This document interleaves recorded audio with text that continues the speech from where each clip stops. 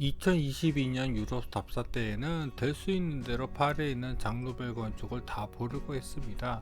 그 중 하나가 바로 퐁다시옹 까르띠에였습니다. 네, 맞습니다. 여러분들이 잘 아시는 그 까르띠에이고요. 까르띠에가 운영하는 미술관이라 좀 기대하고 갔습니다. 사실 여기 관람 시간도 애매하고 또 가끔 여기서 행사도 있는 것 같아서 어떤 티켓을 예매해야 할지 몰라서 결국 여기 가서 직접 티켓팅을 했는데요. 전에 프랑크 게리가 디자인한 루이비통 재단 미술관도 가서 전시품에 실망했었는데 퐁다시옹 카르티에는 더 실망했습니다. 이 작품도 장 노벨의 암흑기 시절 작품이었잖아요. 그리고 솔직히 이 작품의 컨셉도 잘 이해가 안 됩니다. 이 아리송한 작품을 소개하는 저는 여러분과 함께 건축의 길을 가는 Cinema C Architecture A Psychoanalysis P 카푸 채널의 앞에입니다.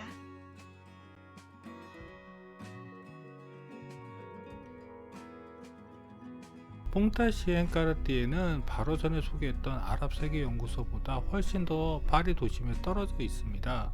이날 날씨가 더워서 대중교통 포기하고 우버 택시를 타고 갔네요. 사실 이 건물이 장노벨이 디자인한 건물이란 사실을 몰랐다면 보세요. 그냥 짓다가만 건물로 알고 지나갈 수도 있었겠네요.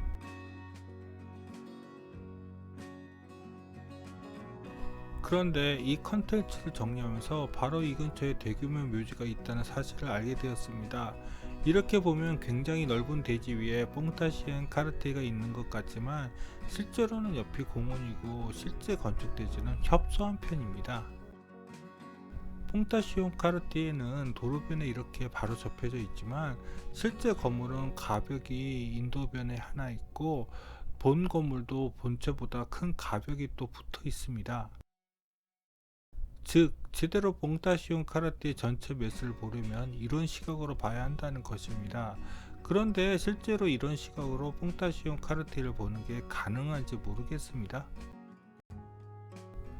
퐁다시옹 까르띠에는 정면이 서양으로 배치되어 있습니다. 그리고 상부층은 까르띠에 디자이너들이 실제로 근무하고 있는 것 같더라고요. 그래서 이렇게 대부분의 창이 외부 블라인드로 가려져 있습니다. 그리고 실제로 퐁다시옹 까르띠에 내부를 들어가는 외부 정문은 좀 좁은 편입니다. 아참, 그리고 답사 때는 정문 옆에 있는 이게 뭔지 잘 몰랐는데 지하 주차장 자동차 리프트이더군요. 그런데 잘 이해가 안 되는 게 이 도로변에 있는 거대한 가벽입니다. 이런 가벽이 노벨의 시그니처 디자인 중에 하나인 것 같더라고요. 파리의 또 다른 노벨의 작품인 뮤세 드 캐브랑리에도 이와 비슷한 가벽이 있습니다.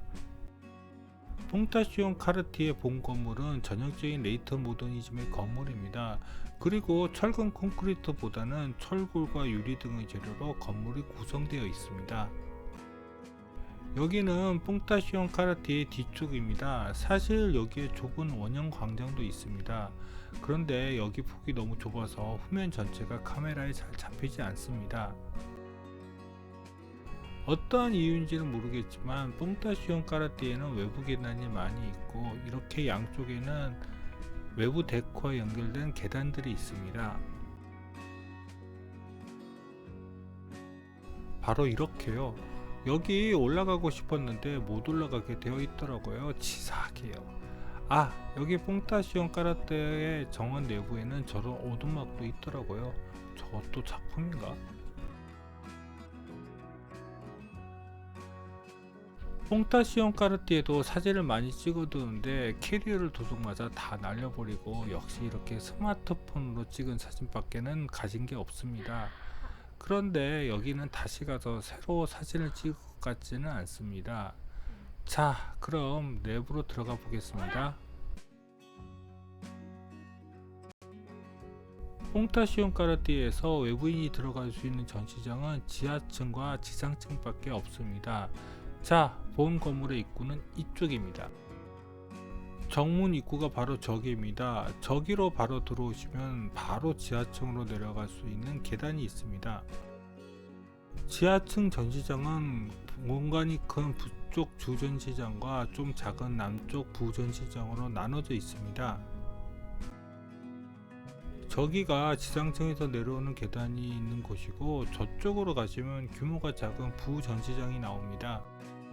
여기 전시된 작품이 얼마만큼 유명한 작품인지는 잘 모르겠습니다만 이 작품들은 제 취향은 아니던데요. 자, 이제 지상층으로 올라오겠습니다. 지상층은 층고가 보통 건물의 2층 이상입니다.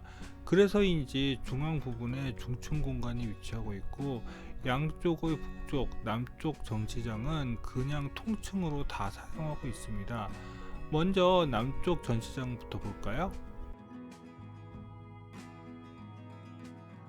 여기 지상층 전시장은 가변성이 강조된 전시장 구조였습니다. 즉, 저 해야가 걸린 가벽은 언제나 설치 이동이 가능하다는 것입니다. 그런데 이런 전시장의 쓰임은 아마 저 중간에 있는 중층 공간의 존재 때문일 수도 있다는 생각이 드네요.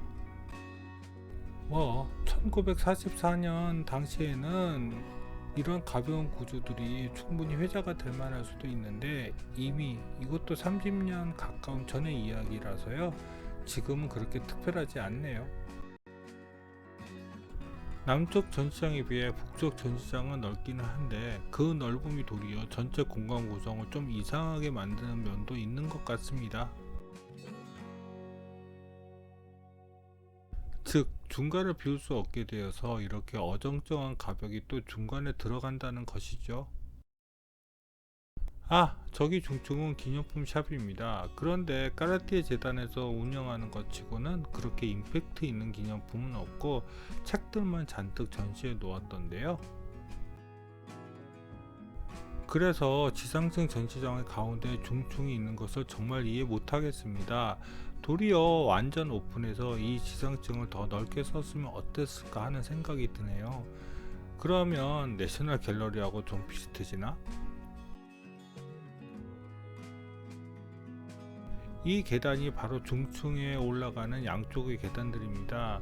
그런데 이 계단이 왜 양쪽에 다 필요한지는 잘 모르겠네요. 그렇다고 중층을 올라온다고 해서 이 아래 공간들이 특별하게 느껴지는 것도 없네요.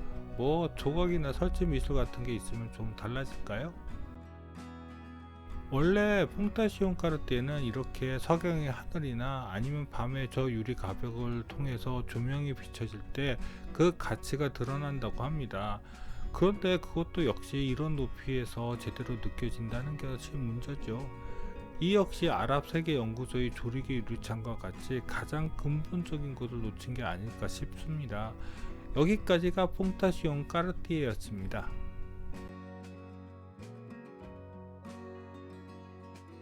젊은 건축가로서 아랍 세계 연구소의 당선까지 정말 승승장구하던 잔누벨에게 다가온 암흑 시기는 그에게는 정말 힘들었을 것입니다.